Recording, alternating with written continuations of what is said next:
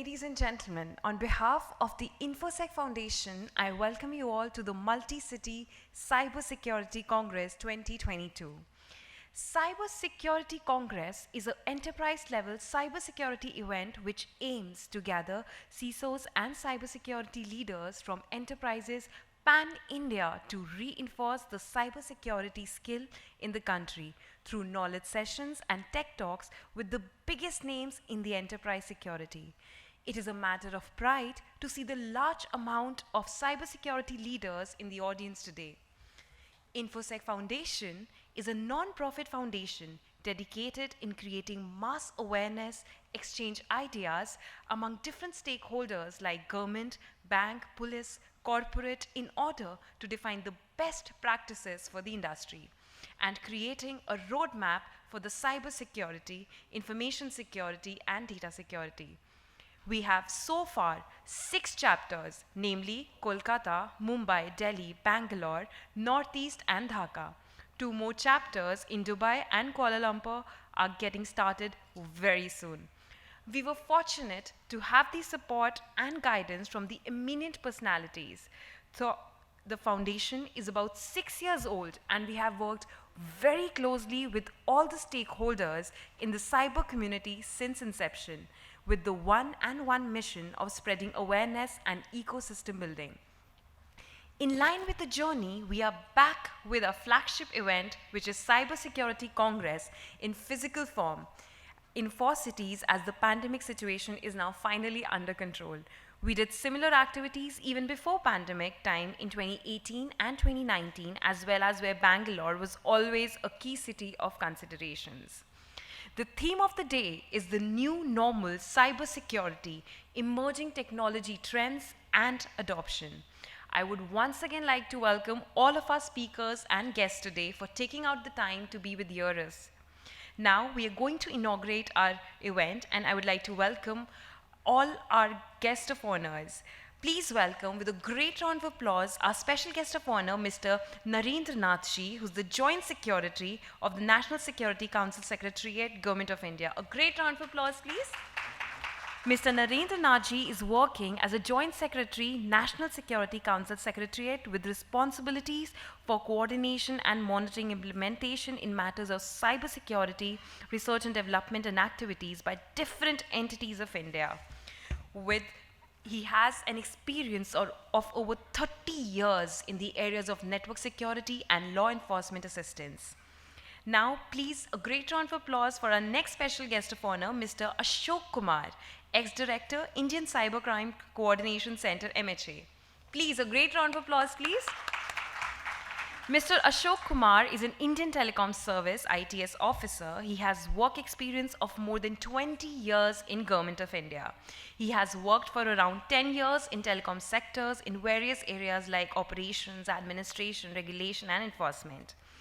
Now on to our next guest of honor. A great round of applause for Mr. Rajesh Agarwal, who's Security Department of Empowerment of Persons with Disability from Ministry of Social Justice and Empowerment. Now finally, let me request you, Mr. Sushobhan Mukherjee, the Chairman of Infosec Foundation and CEO of Prime Infoserve LLP, to join the dignitaries on the dais. Mr. Sushobhan Mukherjee is having 20 years of experience in ICT, data center, and cybersecurity. After a successful career in leading telecom ICT enterprises, he started his own venture in the domain. He is driving Cyber Advisory Business Prime Infoserve, a CERT in impaneled consulting house. Besides, he drives the mission for Infosec Foundation across the globe.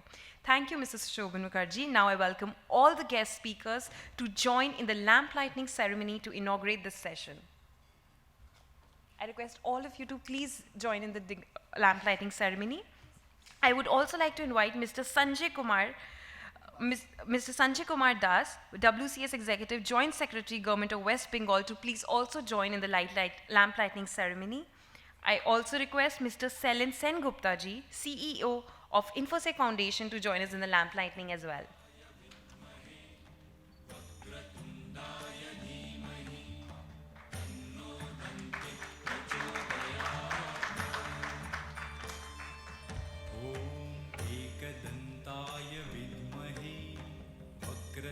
एकदन्ताय धीमहि तन्नो दन्तिः प्रचोदयात्। ॐ एकदन्ताय विद्महे वक्रतुण्डाय धीमहि तन्नो दन्तिः प्रचोदयात्। ॐ एकदन्ताय विद्महे वक्रतुण्डाय धीमहि तन्नो दन्तिः प्रचोदयात्।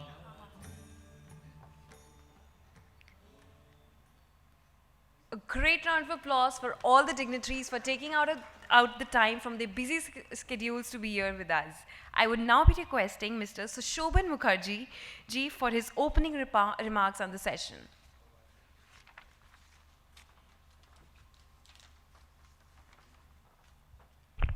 Thank you. Good morning, all of you. So, how are you? It's good morning. Everyone is enjoying? Okay. Thank you very much for joining us here. So, honorable dignitaries in the dais, our speakers, our partners, our audience present here. Thank you very much for joining us here. As it has been told in the introduction, Infosec Foundation is a non-profit journey which we are running for 6 years now. And this hotel only, this is the third time we are doing this event. So we did it before pandemic also.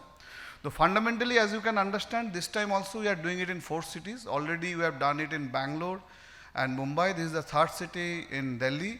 And we will be concluding this Congress in Kolkata coming month, which is Cyber Security Month, 28th of October. We will be concluding the Congress. So as you can understand why the name is at a Congress, because there are many people keep on asking me, there are so many events nowadays, right? So I think today also you might be finding in Delhi there are few other cyber security events are also available. Why one more event? So as the name suggests Congress, so it is like, it is not only an event, so this is a kind of a startup journey with a meeting all of you together in a physical form. So but this is part of the movement. This is not the end of the story, this is nothing but the beginning.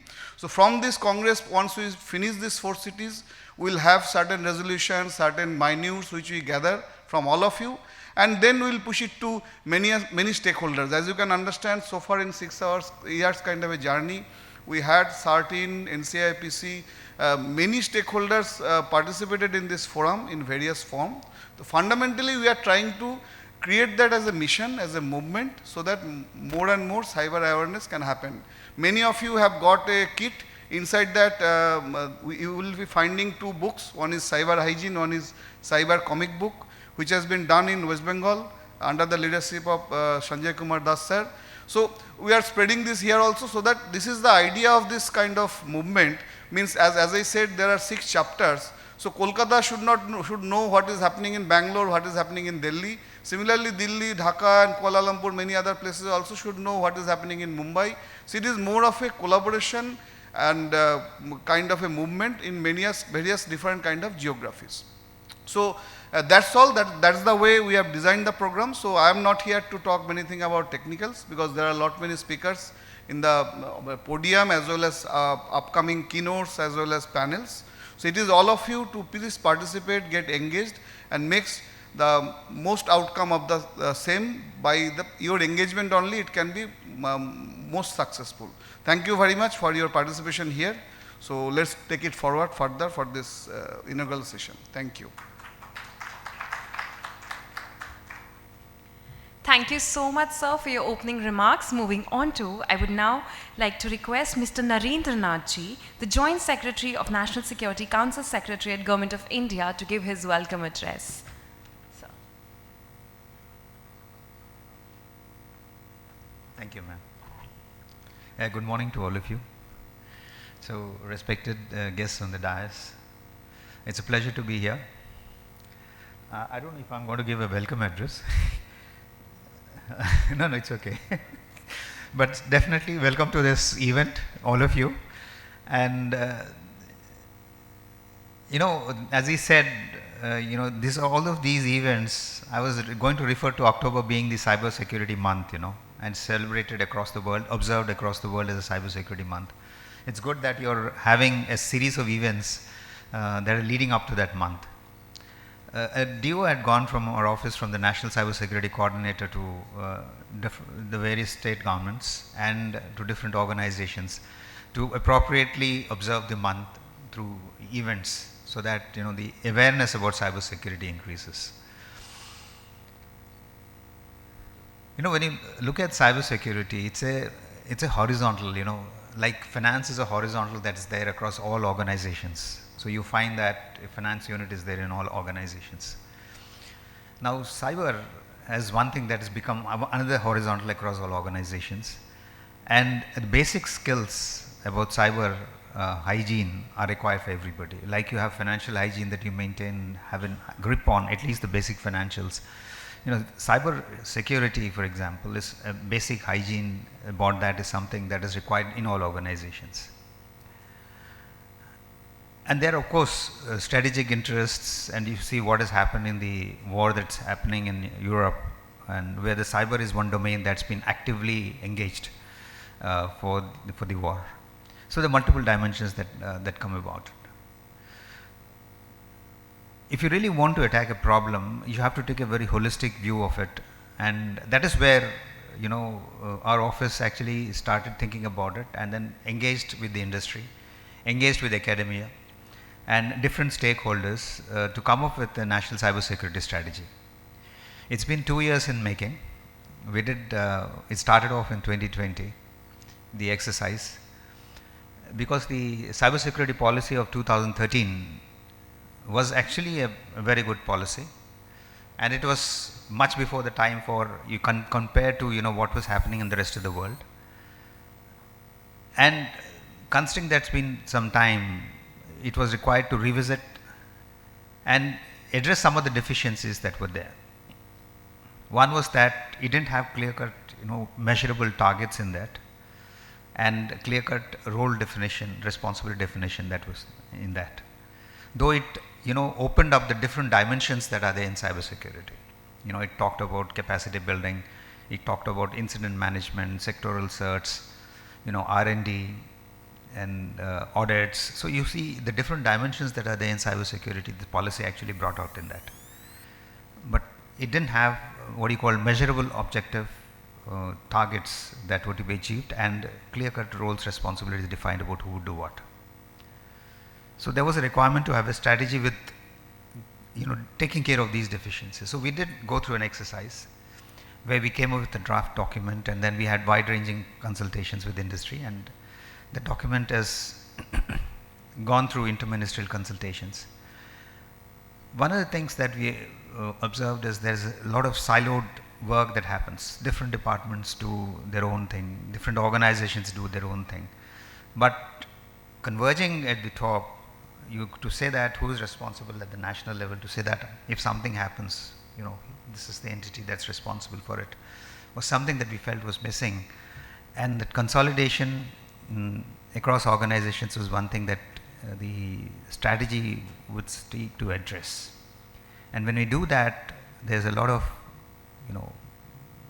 churning that happens that has to be taken care of.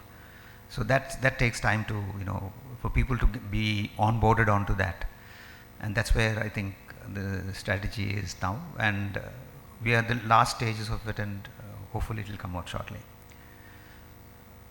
One thing I'll tell about it is we have tried to take a very holistic view. That is one part, covering all dimensions. The second we have tried to do is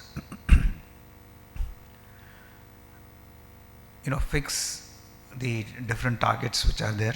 We have an action plan that is coming along the strategy, which will not be a public document as such, but that action plan is a very detailed document which says that for all the strategy statements that are there, how are those strategy statements going to be implemented, and which would be the organization which would be responsible for that. And there are ballpark figures about the amount of expenditure that would take, funding, budgeting that would be required for doing that.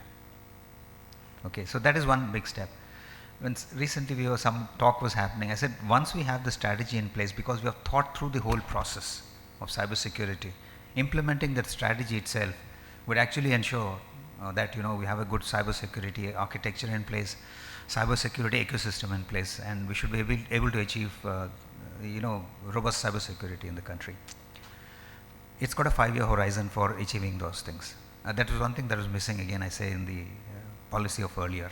We are talking in terms of a 5-year horizon in which all of these things have to be achieved. Okay. Now come to some of the things that exercise the mind about what are the problem statements that we have. One thing about cybersecurity is, and this I have said in multiple forums, is that is not that are we mature in cybersecurity is not a question that you can answer in yes or no, because it is sectoral. Some of the sectors, because of the nature of business they do, are more mature than other sectors. So if you take the banking and financial sector, because the type of business and the type of regulations, the active involvement of RBI and all of that, you will find there is a level of maturity that's very high compared to any other sector in the country. And if you interact the CISOs also of those, bigger banks, you understand the depth of knowledge and understanding that they have is entirely different from the depth and knowledge that you get from other organizations. Similarly, in telecom sector also, because of the technical nature of the work that's been happening for quite some time and the understanding they have, you will find that they have some practices in place and understanding of what is the security that's required to be done. That said, it's not the same across all sectors. So if you find, some of the places, some of the organizations, if you look at a CISO, he might not be an appropriately qualified or appropriately experienced person who is playing the role of a CISO. It could be a person who is having other duties and being earmarked for, also playing the role of a CISO without a clear understanding of what his job is. And I take this example, it could be a department of horticulture, he might be an expert in horticulture and he might be playing the role of a CISO. So it's not a very good state of affairs. CISO is one important component. As you say, if you have the right people in the right place, lots of things get done. The technology is taken care of, the funding is taken care of, the processes are taken care of, the work gets done. So getting the right person in the right place is one of the most important things of getting anything done. And CISO is a very important component of the whole exercise. So do we have any qualifications that, if a person is to be a CISO, what are the qualifications you should have? It's not properly defined. One thing good is, we've been exercising, talking to the industry and all. And one thing good is, on this exercise you can say that we have the Rashtriya Raksha University that's there in Gujarat. It's a entity that's come out of the MHA. They have started a Bharat CISO program. I don't know how many of you have heard of it, but there's a Bharat CISO program that started off, and that's a good initiative. And going down, because I feel the CISO is the window toward the organization. If, for example, the certain wants to talk to an industry and find out, what are the cybersecurity practices, or they observe something's wrong in their organizations and they want to talk to them and then find that things are fixed, the CISO is the right person, through whom they could go along. Otherwise, it becomes impossible, highly difficult to actually get things done. So that's one important component. The second, of course, as I said, the right people, is the capacity building. Having the team under the CISO, having the right skill set. One is the depth of knowledge that is required for actually understanding the intercepts, the IOCs that are received from CERT and implementing, understanding and implementing in your organization. Because many of the time, though you get all the alerts from the CERT, and some of the organizations we talk to people, they do not know what to do with it. So you'll find that there will be a breach incident after that also, because the people have not implemented. And CERT would say, I've already told you 6 months back about it. So the capacity to absorb that alerts is important.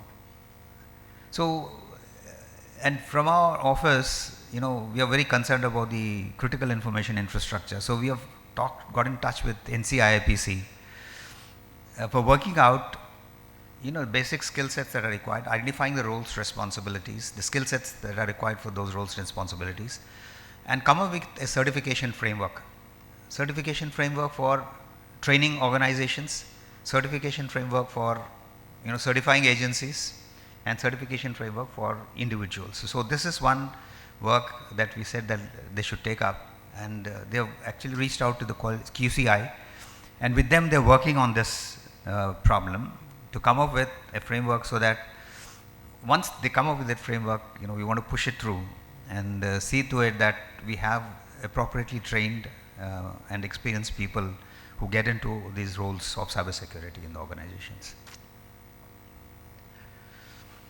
So that is the that piece of it. Of course, there is another initiative of the MAIT called the Information Security Education and Awareness Program. It's running in the phase 2 prototype, and then the phase 3 is now coming up. Under that, there's been considerable progress. If you go to the ISEA website, you'll find a lot of material that pertains to, I don't know how many of you have seen the ISEA website. Anybody who hasn't seen it? I mean, you're asking the reverse question. You didn't? Okay. So, you just kindly do go there. So, under that, one of them is they create a lot of material regarding awareness for school teachers and all of that, and for school children to get aware of it. There's a considerable amount of material in different languages. And then other vertical is regarding having MTechs, PhDs and cybersecurity programs under the master's program and in the BTech programs and all of that. So the creation of curriculum and incorporation of the curriculum and administration of that curriculum is one vertical that is there. And the third vertical is of course training of officers in the government for cybersecurity. So under these three verticals they work in the ISEA program. In the third phase, there is a proposal to have virtual labs so that people could have hands-on experience using this virtual lab mode for getting proper training in that. The other problem we found when we were looking at critical infrastructure is, the type of architecture that somebody does in cybersecurity depends on the experience of the individual who is posted there and the understanding of cybersecurity. So if you look at two similarly placed organizations, would you say that they have the similar type of architecture in cybersecurity? No. It would depend on the type of individual who is there and the amount of influence the vendors have on him or her. That determines the type of architecture it's architected, the type of equipment that goes into that. So we thought, why not come up with a national cybersecurity reference architecture, which actually critically examines a separate vertical individual like the power sector, for example, and then come up with a reference architecture which would be a template for any organizations to look at and decide how they would architect it. So at least that ensures a minimum baseline security for all the organizations. So that's a project that we are working on currently. Hopefully in the next 1 year or something we should come up with. What we are doing now is we are trying to both the IT part of it and the OT, operational technology part of it. We are trying to address that, and currently identifying two entities in that, and then come up with a reference architecture and try to implement in that before we come up with properly architected reference architecture, then which can be floated across and then they can implement it. So this is another item of work we thought is important, so that at least there is a common baseline for the reference architecture. That's that. Then there are some other issues, like we had one breach incident where when the breach happened, the person in the entity, they uploaded the samples of the malware onto VirusTotal, and when they uploaded, they were not very careful. So the files that were uploaded also gave an indication from where the breach had occurred. So what basically happens is that everybody comes to know that this organization is breached. So when we felt there's a deficiency, that why don't we have something like that in India? So that's another area. So we have come up with a national malware repository, which we are planning to launch shortly. We have more than 95 million samples that are already there in the malware kosh, as call it, the malware repository. It is currently being used by organizations within the government for submitting samples, getting them analyzed and getting results, and also for research purposes, for taking samples out of that repository and then doing research on malware. The proposal is that we would like to do a global launch so that the malware repository is available for anybody across to use for submitting samples for analysis and also for getting samples for doing research on that. So of course this is regarding the infrastructure security and all. Okay. There are institutional mechanisms which you're all aware of. We are aware of certain, which does the incident management. We are aware of NCIPC, and there's another unit called the NCCC, National Cyber Coordination Center. I know some of you are aware of it. So that actually tries to do a predictive analysis based on the traffic, the metadata, analysis of the metadata, picking up from the ISPs and others, to find out if an attack is happening based on traffic patterns. So that is another initiative at the gross national level, infrastructure level. Trying to protect the infrastructure is one another initiative that is there, the NCCC. Pilots have happened, and some entities of sample entities from different verticals, like from the power sector, banking, finance, telecom, have been picked up, and from state data centers also. Data is currently coming, and there's a proof of concept that's already been done. So it's now a question of scaling up across the country, so that at the national level we protect this. Of course, I'm talking here of all of this, but I think finally it boils down to hygiene and all. Phishing is still a cause of concern, and that is where you find that most of the attacks, the entry happens through a phishing attack, and that's the major vector. How do you prevent that from happening? And that is something I think each of you, each of the persons, because today we have all the CISOs coming in, you have to address that to see that how do people don't fall for a phishing attack. And one of the things is, you have this mock exercises that you do in your own organizations to see how many people fall for phishing, and then do a remediation in terms of educating people about what went wrong, how did they fall for the phishing attack. And this is something that I think each of you have to do, to see that people are aware of how would a phishing mail look like, or a phishing WhatsApp message would look like, or a phishing SMS would look like, and then not fall for it. And that is one thing that I think all of you are required to do. Okay. Then one of the things that we also realized, especially with 5G and IoT being proliferated, is that the government realized that especially the telecom sector, where the telecom organizations were taking care of security, now with the proliferation happening, and this is penetrating into all the other sectors, all the other verticals, and having a cyber physical implications for all of that if an attack happens.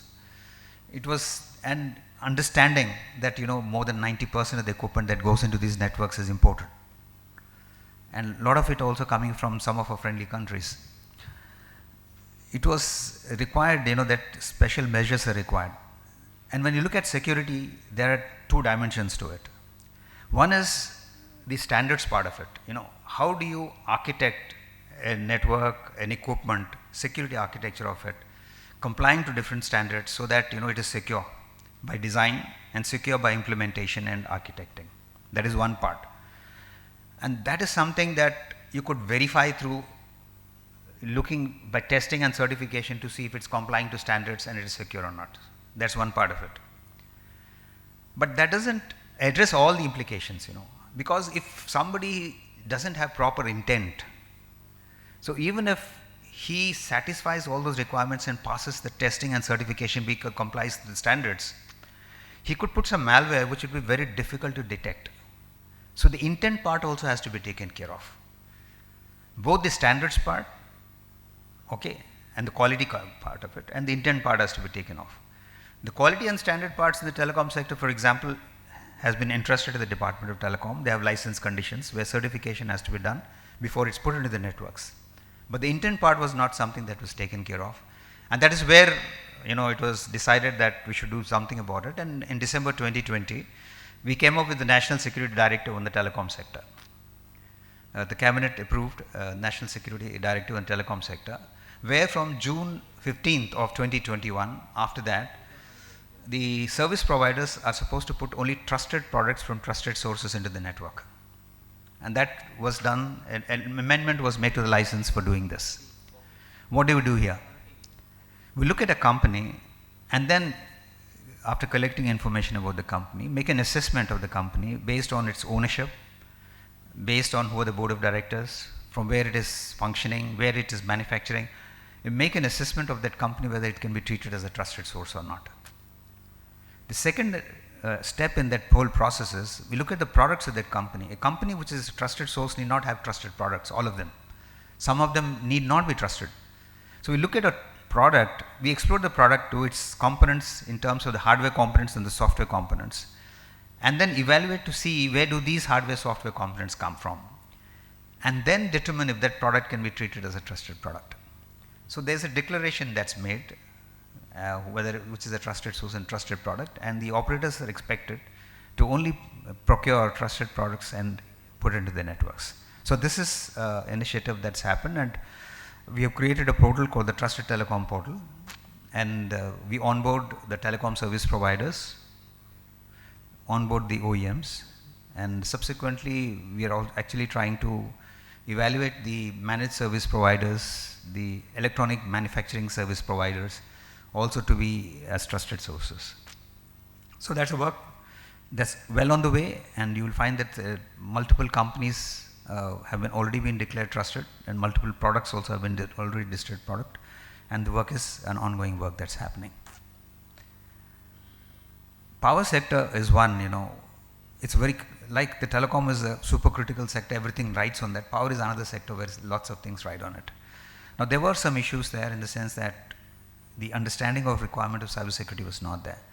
But the last over 1.5 years, the top down, there's an understanding that something is required to be done, and a push from the top is happening there, and good for the country that there's an exercise going on. They are also coming with a trusted vendor system, and they are in the process. We are also actively working with them for putting in place for that. So they would also come up with something where only trusted vendors' products get into the control systems that are in the power sector. The idea is whatever is done in the telecom sector, if the equipment is to be used there, they would use the same system which is already put in place. And for those OT systems which are not part of this exercise that we are doing, they would do a separate exercise to onboard all of those OTS from trusted vendors. So just try to lay out a canvas in front of you about certain things that are happening.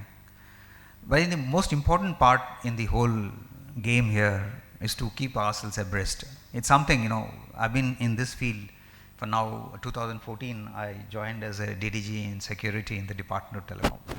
Now, last 8 years now. Yeah, last 8 years. But I'll tell you, whenever I attend any conference like this, I find there are multiple terms I'm coming to hear for the first time.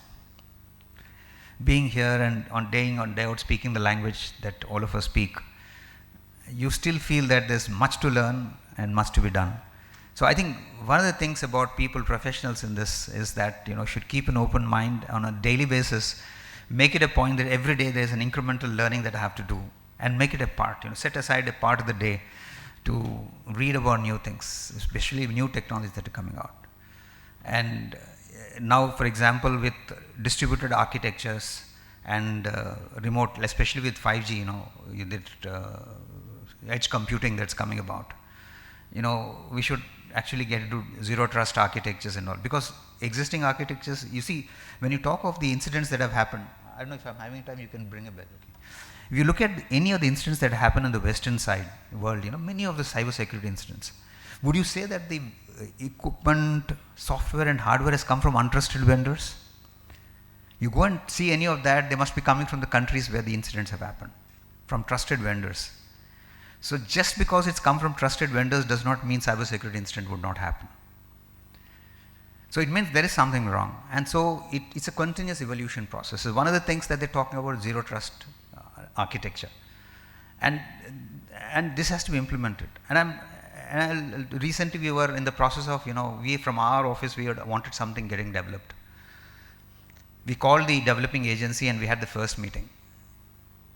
Most of the product development that happens is listing out the requirements from the customer perspective or the utilizing agency perspective, and then you design a product based on that. After the first meeting, we told them to go back and said that another requirement that is there as the initial requirement is security. It's not a retrofit that should happen. Your design philosophy should change. The design philosophy should be that in addition to all the requirements that you list out for designing a product, security is also an initial requirement that is there. And when you do that, you will find the architecture itself changes. And I'm telling from personal experience, then I'm talking about a year and a half back, when we told them to go back and said that list security also as an initial requirement in addition to other requirements, when they came back the next time, I'll tell you the architecture completely changed. Of course, we put in zero trust into that, the complete architecture changed. So this is what, as they say, digital first when you're designing solutions in the current age, security first should also be there when you're designing any product. So if you get into the philosophy, I think without having to retrofit something after the product has been designed, you would make security a part of that. So with these words, I again thank the organizers for giving me an opportunity, and wish this, because a lot of CISOs are coming today. I was looking at the program. So CISOs are coming. It's a good forum for you to exchange your ideas. Each of you have your own experience. Please do exchange the ideas. And I tell you, this exchange of ideas is another important part. We were trying to establish ISACs, Information Sharing Analysis Centers. And it's a challenge, I'll tell you. People don't share information about the type of incidents that happen. And we try to put in a platform which is anonymize the sharing of information. IDRBT has done it for the banking and financial sector. So I think something like that has to be created from the respective sectors where you come from, so that on a regular basis, I had a chance to visit, talk to an ISAC in Japan. I was asked them, how did you implement it? They don't have a formal structure. What they do is once in a month, they come and meet in a room, all the CISOs of that particular sector, and then they talk and then discuss amongst themselves. It's a Chatham rules type of thing where they exchange information, and they don't tell outside themselves, in their own organizations also, about the type of incidents that have happened. But it helps, because one organization in the sector, if it's targeted, it's very high probability that other organizations in that sector would be targeted with a similar type of malware. So since you're all coming here, I think one of the things that you should try to do is establish this forum where you can share information about incidents, so that you could actually strengthen the cybersecurity posture of each of your organizations and in turn of the country. Thank you.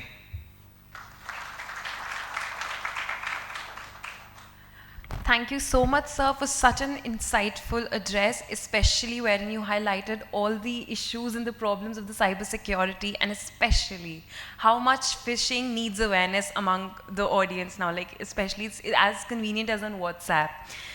So thank you so much, sir. Moving on to our next address, I would now like to invite Mr. Ashok Kumar, ex-director of Indian Cybercrime Coordination Center, MHA. Sir, on to you. A great round of applause, please. Thank you. So, good morning to all of you, and it's my pleasure to be here today to just share some thoughts. And I had been 3 years with Indian Cybercrime Coordination Center, which is within Ministry of Home Affairs, and we work very closely with NSCS and especially Narendra sir. So the basic idea which sir has given is about what is cybersecurity and what is being done in the country, and what are the strategies which are being planned and how to tackle it.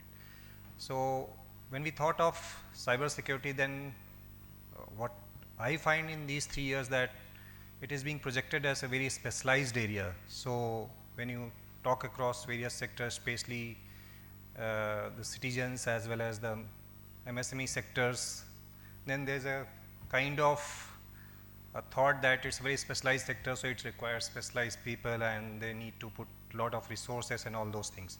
So if we want to really achieve a true sense about cybersecurity, then we need to break this thought process, because as we are more digitalized and everything become digitalized, so it needs to become a routine, everyday part of our lifestyle. So we need to inculcate that thing first in mind, that it may be specialized for certain sectors, but when we talk overall about cybersecurity, then we need to break this notion that it's require a lot of investment and all those things. In certain area it is true, but if we talk about in overall sense, then we need to break this thing, then only we can achieve the objective, that the engagement of people toward this. And as you know that cybersecurity is a very dynamic area and it has a lot of facets. So first I'll start with one of the facets which is very important is information security. It's information security, whether it is individual, private individuals or government entities or any organization or sector. As of now, what we find that in any sphere we don't take information security as anything, because we think that we don't have any information which might be useful to others, but because it's our information, so we don't realize that. So once these information are put in public platform or online places, and if it is collated and analyzed properly by certain organizations, then it becomes a powerful weapon for those people, and they can utilize in much in whatever manner they want. So information security is a very important facets, and linked with cyber security is especially the internal security of the country also, as well as the national security. That is another dimension to it. And so it's cyber security is not only limited to certain organizations or certain government or certain individuals. If we put together, then it leads to internal security as well as national security issues, because as an individual my information may not be so much useful, but when we put together all the information together and analyze, then it becomes a very important thing which can affect our internal security, which we are not aware ourselves itself when we are putting something online and all those information. So one of the area which when we started 3 years ago, we find that because anything once it breaches cyber security, then it comes into the domain of cyber crime. So one of the areas, because what we find that lacking is there's a kind of setup, because cyber crime or crime itself is a state subject. So every state has their own infrastructure, their own mechanism in place for reporting as well as for investigating those crimes, and there are various degree of awareness, or you can say various degree of infrastructure in place in different states. So different states are at different level. So within the Ministry of Home Affairs, we thought that there should be a single body which can give direction to the states, as well as create certain platforms where everybody can come together and have certain basic minimum infrastructure to tackle with these issues. So with this concept, this Indian Cybercrime Coordination Center was established in 2018, October 2018. And the first thing which we realize is that if any incident happens, especially cybercrime, then the issue of reporting itself is a big challenge, that where to report, where to go, and whether it requires to be reported to police or not, that itself is a question. So the first component which we come up with for ease of reporting and a single platform for reporting such kind of crimes. So from there the idea came of National Cybercrime Reporting Portal, which you might have heard, cybercrime.gov.in. So this portal was created so that at least citizen can report. So there's another aspects whether these will be investigated and what action will be taken. So that is another challenge.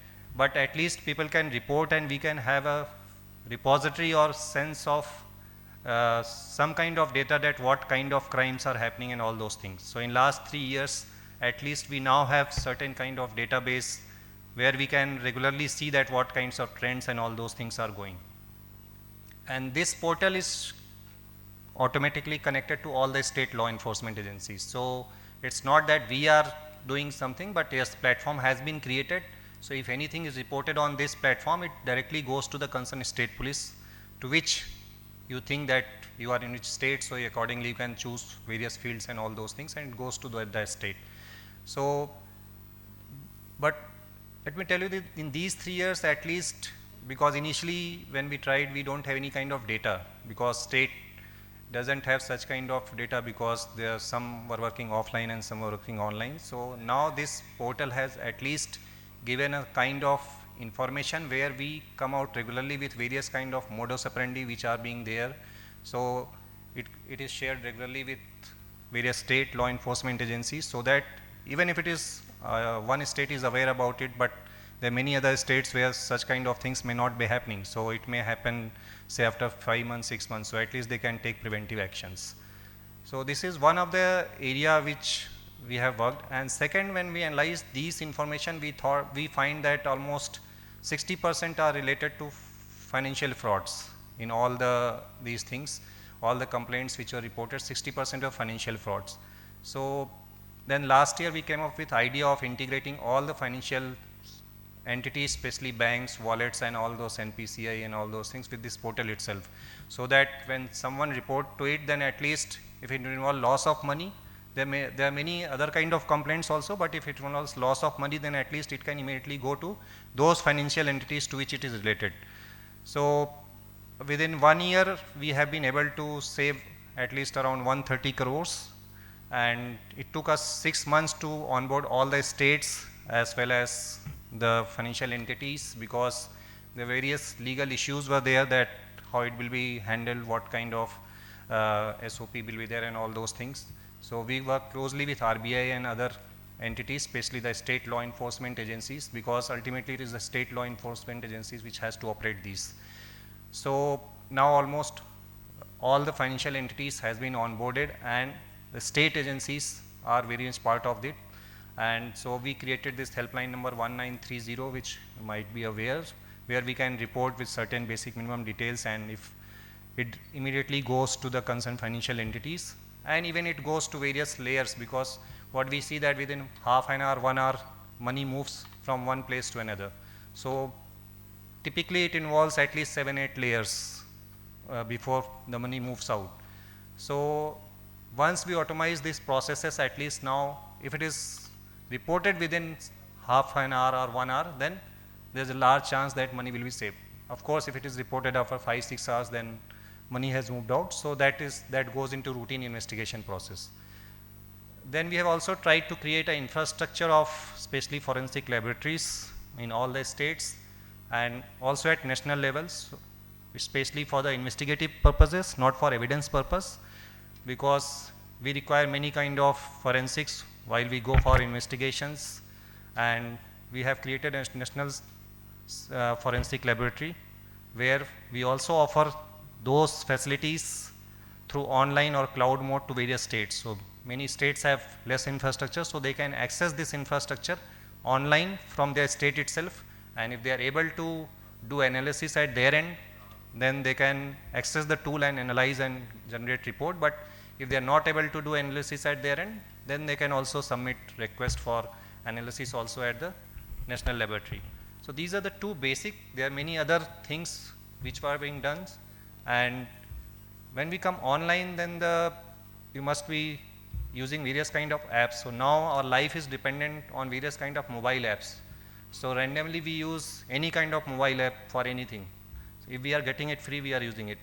So but it's not free. Everything has cost, and everything has, especially when I say that information security, again it is here. So whatever information you are providing, that is the benefit which is being derived out of those mobile apps. So mobile apps, it does provide convenience, but while we use, we should see that we should not download each and every kind of apps. So if you require certain kind of apps, then yes, you should use that. But I have seen that people use every kind of app whether they require it, but they keep it in their mobile phones, that when they require to use and how they will use. But what we find that it's a very subtle way of getting your information, and a very potent weapon to have access to your phones and all kind of information which I or you may not be aware. So we started analyzing various kind of mobile apps, and this was the first time. So we were not, means it was not done in the country. So this was the first time. Then we started analyzing, and then we find out the kind of data or the kind of information which is being passed on to various countries. So if it is a travel app, then you expect that the information which is required related to traveling should be captured. But even if you analyze, then we see that whole lot of data which is not even required for operating those kind of applications are being collected, and it is by default. So you don't have any choice. So if you don't agree, then of course you will not be able to those apps. So we started working in this area, and this was a very, you can say, challenging area, because it was the first kind of thing, and what to do, how to do thing. But we have taken those apps where we find that this can pose threat to national security kind of things, And right now, as of now, with the help of Mighty, we have blocked 347 mobile applications which were, uh, as I said, that collecting various kind of data which were not related to the kind of application which was required. And if you put together those data, you will see that it can be put to any kind of use. And it is not only individual data, but overall the spectrum of data which can be like, I can know that what kind of activity you are involved in, what are your likings, what are your dislikings, and where you want to travel, where you want to go, and all kind of things. So I can put out all the history that in last 6 months what you have done. So this is a very serious threat. So when it comes to cyber security, because other than organizations and desktops and these, mobile is a potent weapon which we carry everywhere and every time. So we need to look into especially the mobile security. And other than this, we have also a kind of another aspect of this is use of social media, which again every one of us using. So we put we follow every kind of people, we put our views on each and everything, whether we know or not, but we put comments on each and everything depending upon our liking and dislikings or the area in which we are working. And we try to have presence on all the platforms or all kind of social media, whether we have, again it's similar to mobile apps, whether we require it or not, but because there are multiple platforms, so we try to have accounts on all those platforms, and most of the time with single password, because there are so many passwords and so many things which we need to remember. So it's easy that we put all kind of passwords on each on every account. So social media, if you look into, we have also worked in last 3 years, we have worked on many aspects of it, especially not related to personal, but especially related to those information which are crucial to internal security and national security. And it was an eye-opener for us that on social media, if you look into any kind of events which are related to our internal security, then you will see many kind of handles which are coming up immediately, say within a few hours of certain kind of events. So if you go by that, then we have find that there are many kind of handles, especially bot handles, which are being used to flare some kind of sentiments or something like that. So it's always not true what you read on social media, and because many opinions are generated, and based on that various actions and reactions took place. So it's very important that when we try to post anything on social media, then we should look that whether it is really required to put those opinions or not, because these are the things which are being manipulated. So you have, means we as a citizens have become a kind of weapons in the hand of adversaries. So we need to put the, whether if certain events are there, then we need to realize that how important it is and what perspective we are trying to put into, whether you may have certain kind of ideology, or you have certain kind of liking, disliking for government of the day, or for some other person or profiles which you are following. So, and also while putting any kind of information on social media, you need to be careful, because I would say that the genuine users are less, but the other users are much more in comparison to what we see on the social media. So we need to be very careful. I am not saying that we should not use it, but we should be limited in using what is required only.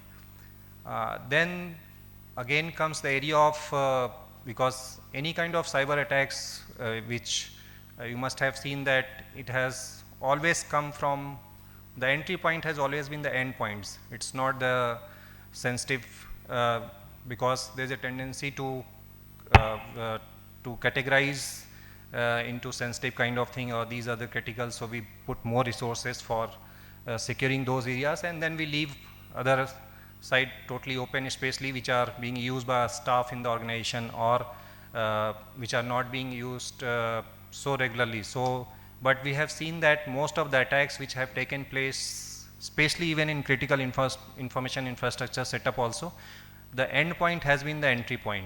So we need to look holistically that when we implement any kind of cyber security strategy in any kind of organization, then we need to take organization as a whole. Yeah, of course we need to secure certain sensitive information, sensitive data, but we should not focus only on sensitive information or sensitive data, but we should also look an organization in whole and have certain baseline uh, protection for even for the computers which you think are not sensitive in nature, or it doesn't have any kind of information, because it can be entry point. And we have in every organization we have CCTVs, and it's totally, as of now, whether it's government or private, it is totally open. So anybody, any person who has a basic cyber security knowledge can get access through CCTVs. So CCTV is one area which is used very widely, but from cyber security perspective, it is being left open, because where you go, you must be finding that it is left open to vendors and whosoever is managing whatever default password or something is that, that is going on for years. So anybody who has a basic knowledge of hacking, they can gain entry into and they can have access to those things. So so all these things, I just wanted to give perspective that cyber security is not limited only to organizations and individuals, but it has a ramifications over internal security and national security also. So we need to look into that aspect also. And finally, we need to involve citizens, especially when we come to cyber hygiene.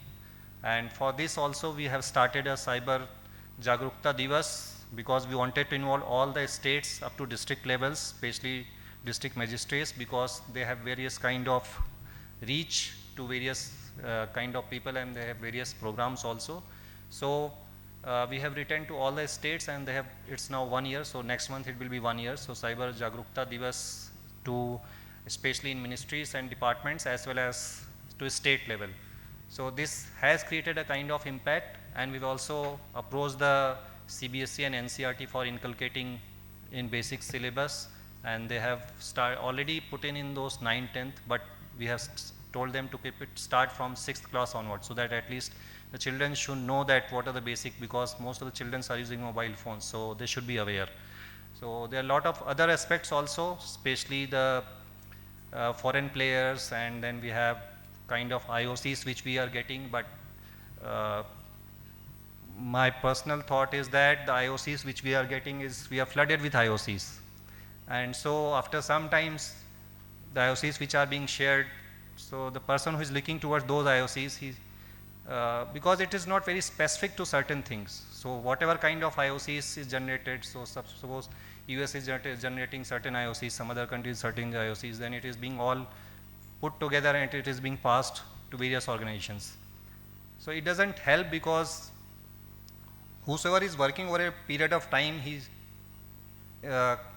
it becomes routine kind of thing. So the seriousness with which it needs to be dealt, it gets away. So we need to minimize those kind of IOCs which are related to that particular company or that particular organization, so that it can be dealt seriously.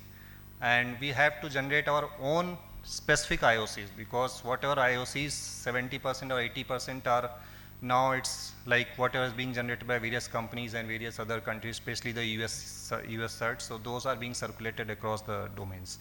So we need to basically have customized IOCs which are suited to our environment and which are reflecting the dangers which are specific to our environments. And finally, we need all of us to work closely together, whether it is individuals, it is organizations, or other players which we might not think that are important, especially the children's and the women's, because most of the time we are using mobile devices in our households, and from there information leak is there, so that is being used very widely by adversaries. So just a thought that other than organizations and all those things, we need to look into use of these things in our homes and society as well. So thank you very much.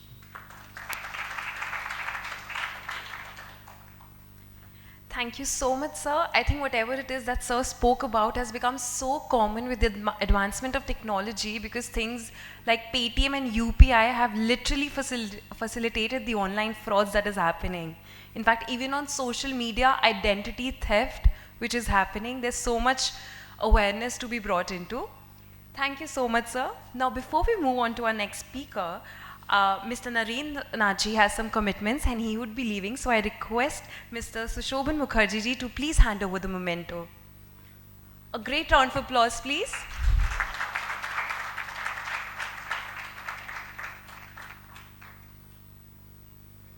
Thank you so much, sir. Now moving on, I would now be requesting Mr. Rajesh Agarwal ji, Secretary of the Department of Empowerment of Persons with Disability, Ministry of Social Justice and Empowerment, to please address the audience. A great round of applause.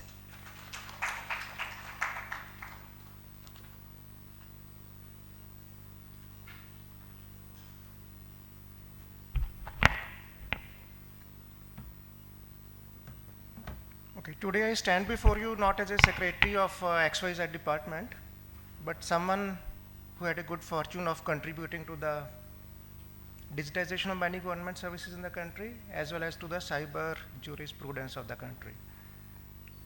We are a nation of contradictions. So our people have seen a lot of private and government digital services much before the country has become rich or fully literate, especially on the financial and digital literacy part. But I have realized in last 2 decades that our people love gadgets absolutely. Frankly, I saw my first computer when I joined IIT Delhi in 1983 in BTech Computer Science, and my 87 BTech thesis was on artificial intelligence or natural language understanding. And luckily I have managed to keep myself up to date, and in whichever posting I have been in state government or in government of India, I had the fortune of basically doing some digital stuff. So I was in Election Commission of India in 2003 to 2007 period.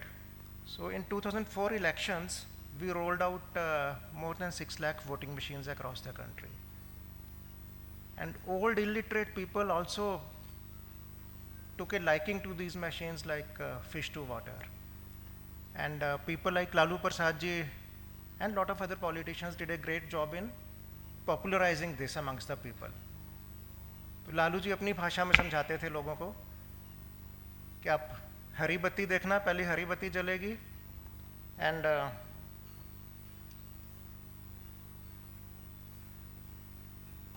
let me just put my phone on this thing,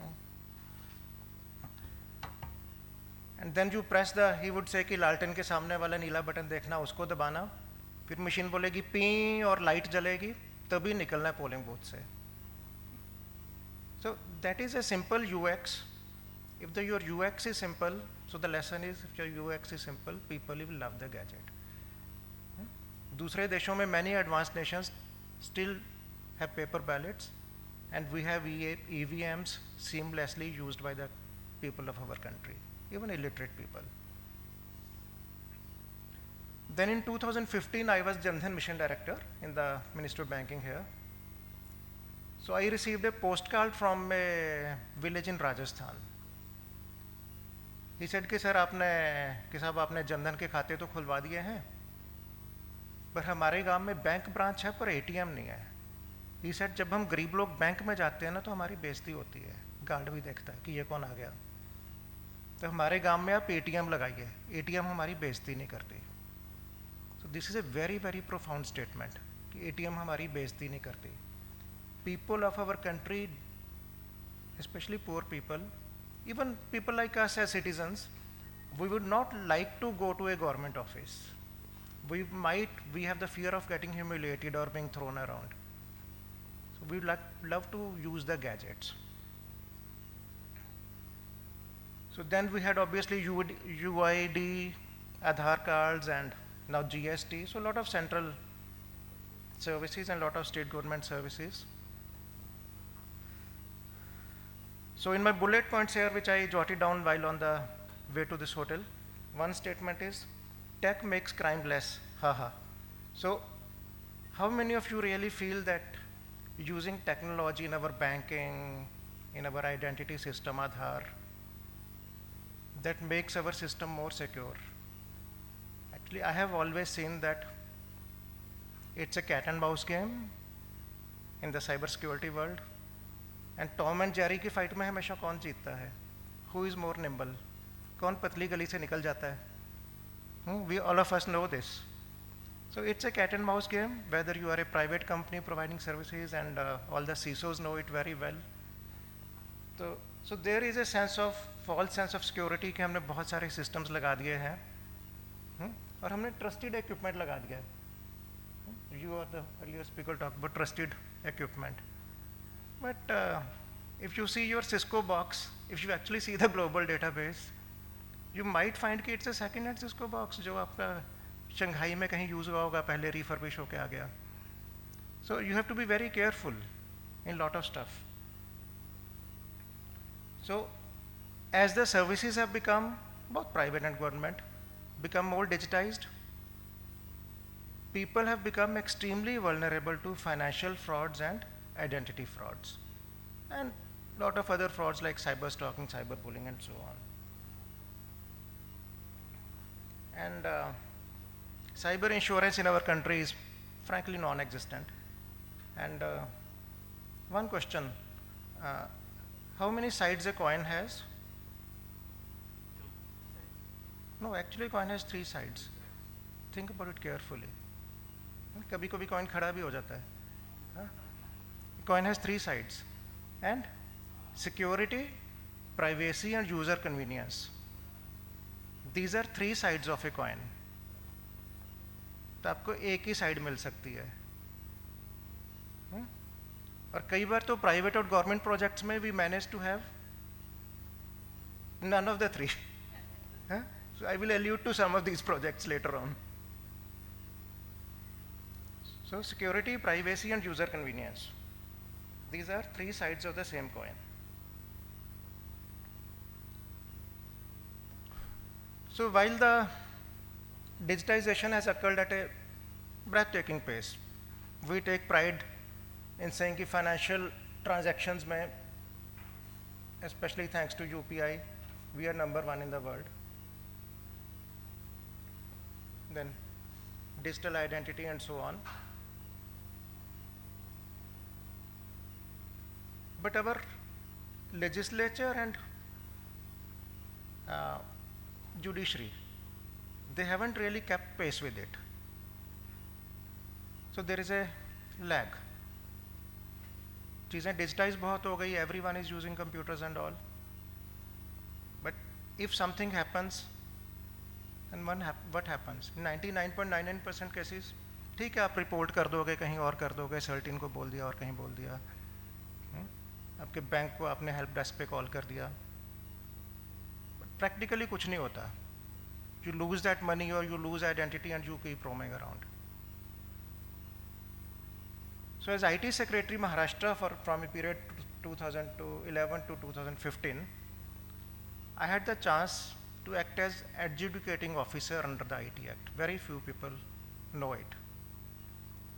And I passed 70 plus judgments, and I really stressed the interpretation of the Act and the rules, including sensitive personal data rules 2011 by MATI, SPD 2011.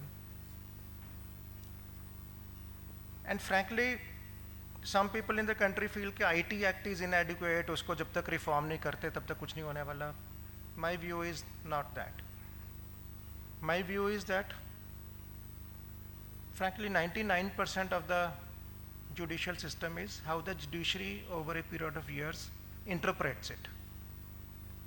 Otherwise, why in any argument we would be saying कि High Court ने ये बोला था, Supreme Court ने ये बोला था. So more than the law, we argue 90% on precedents. That's how any law or rule evolves in the country. And unfortunately, we don't have many in the country. So if you go to the net and, for example, you search for Madhavika Joshi hacking case. So this is a judgment on privacy. So it is upheld by Delhi High Court.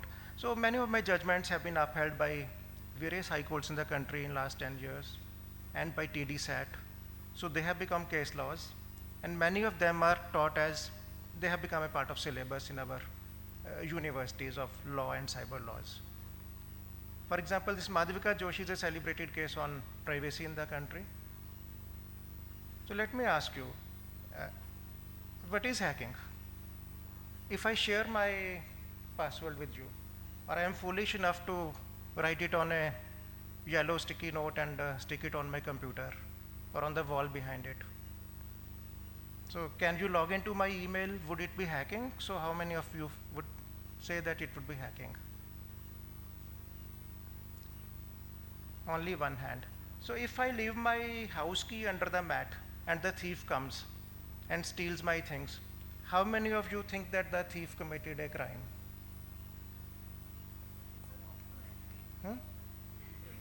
So it's the same thing. I left my key, or I left my door open, and here I left my door open, and so in this case, the husband had shared his email password and his dad's email password with his wife when they were having good times.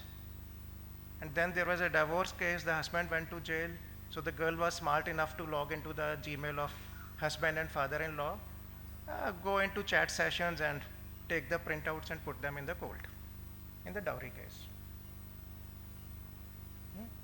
And she knew the passwords. So I basically evolved the interpretation of the IT Act. I said this is a case of hacking. So I used the same argument that if I keep my house door key under the mat and the thief sees it and comes into my house, it is still hacking or theft. Then in arguments I evolved further. Let me ask you a question. If your husband or wife picks up your mobile and sees the last dialed numbers, is it intrusion to privacy as per our act? Yes or no? So I upheld it is, though that was not the case in argument, but that is how I evolved. I said even this would be intrusion into privacy. So that's an interesting case. Then you can search for Sanjay Dahande case. As Sanjay Dahande, adjudicating officer Rajesh Agarwal, you can type on Google. So there I found that lot of cyber crimes in the country, or net banking crimes or ATM crimes, one crucial component is that someone takes your duplicate SIM card. Someone goes to the telecom franchisee, says ki mera card gum ho gaya. It's very easy to get duplicate SIM cards in this country. So there the Vodafone and Airtel and then the banks, the telecom companies said we are not intermediary companies, as we are intermediary companies, we do not come under the purview of the IT Act. And I said, no boss, your telecom license conditions actually say you will store metadata for so many times, you will even provide access to IB and other entities. So you do store the data maybe for milliseconds and all that stuff. I said, you do come under this, and your own duplicate SIM card policies, I said you are violating Supreme Court judgments in this case. And because now a mobile is your, basically the key. It is much more valuable than a house key. If you lose a house key, you might not be that worried. If you lose your mobile, you would be very, very worried. And if someone else gets hold of your duplicate SIM card and your card gets blocked even for 2 hours, your SIM gets blocked for 2 hours, you are gone. Multiple things can happen to you. So luckily after that case, Vodafone and Airtel had to change their SOPs for their duplicate SIM cards, and a lot of things happened.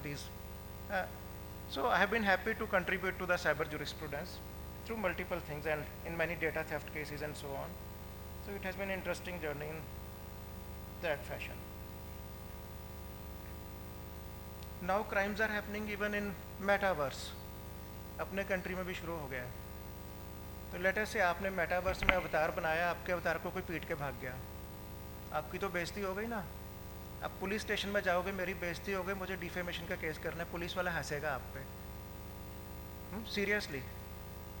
हाँ, और अब अगर आपने अवतार को autonomy दे दी, वो किसी को पीट के आ गया आपको पूछे बिना, या किसी का सामान चोरी करके भाग गया. These cases are actually happening across the world and in our country also.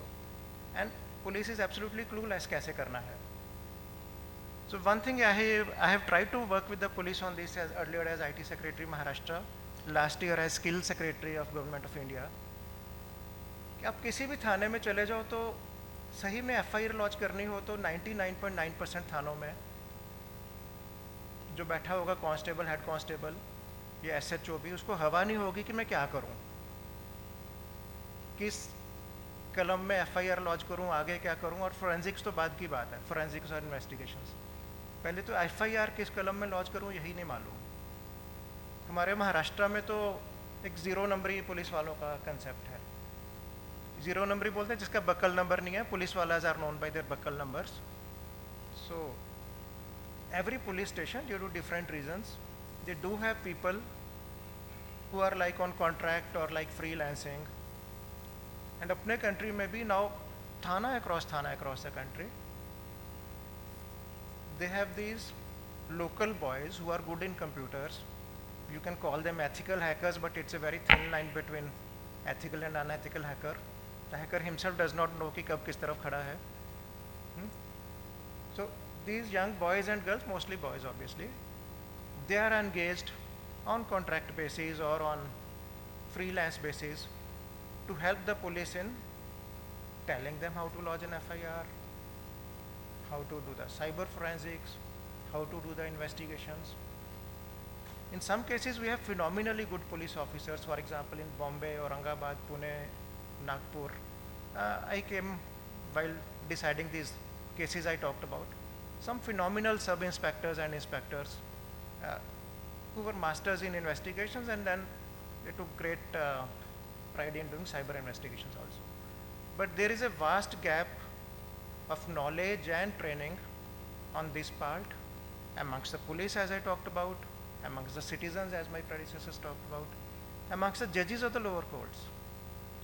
They frankly, if the police lodges an FIR, even gives a report, then the judge should know how to proceed about it, how to interpret IPC, how to interpret CRPC or IT Act or other acts, how to appreciate the electronic evidence.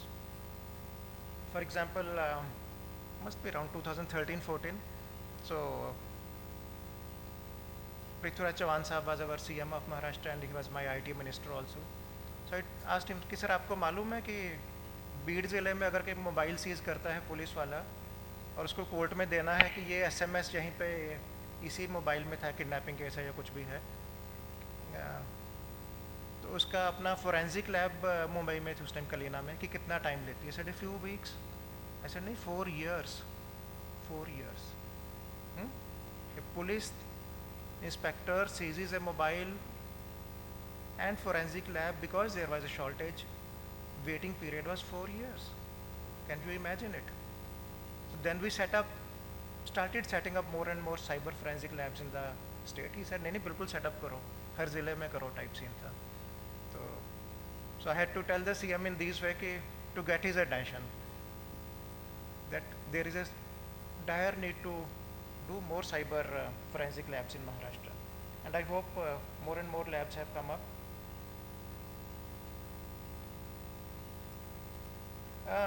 So last 2-3 points. So I was reading a Substack last week. So the topic was in financial world especially, the optimal level of fraud is non-zero. This is a deep statement. Sometimes we try to do reach a level of zero fraud. Let us say, take a hypothetical country, US. They have a credit card, debit card fraud of $20 billion. They feel let us spend, let us say $5 billion in infrastructure, going from magnetic strip to chip-based cards. The cost to the whole thing is $5 billion, but it will reduce the fraud from $20 billion to $10 billion. Does make sense? Okay. Now from $10 billion, and it includes insurance and all the losses and basically all the technology thing and redesigning the whole systems thing. Let us say at $10 billion fraud, you feel that you have to spend another $5 billion and the fraud may come down to $7 billion. Does it make sense? No. So $10 billion is like the stability equilibrium point. The system is comfortable with that.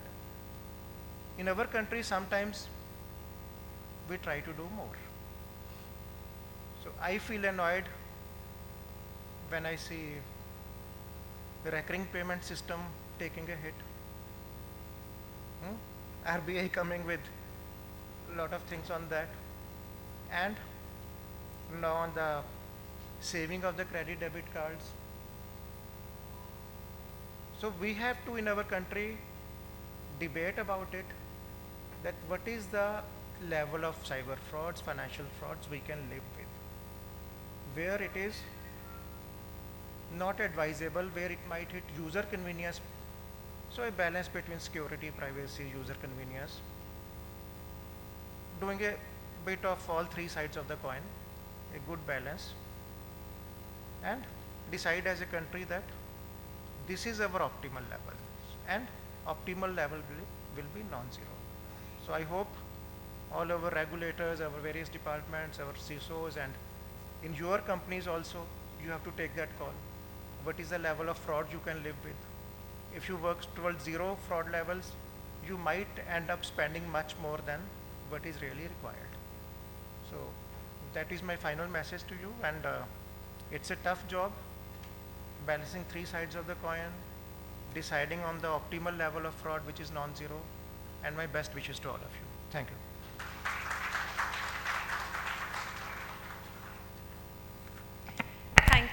Thank you so much, sir, for telling us in the most simple yet effective manner as to what the today's crime and frauds look like. I mean, we've all seen Jamtara, right? Like small, young town men running the most lucrative phishing scam, and even the politician wanted an in. So that is the state of frauds happening in India. So thank you so much, sir.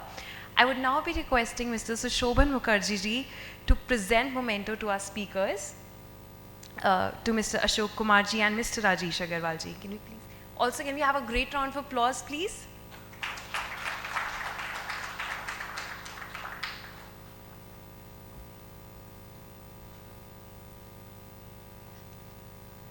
Ashok Kumar ji.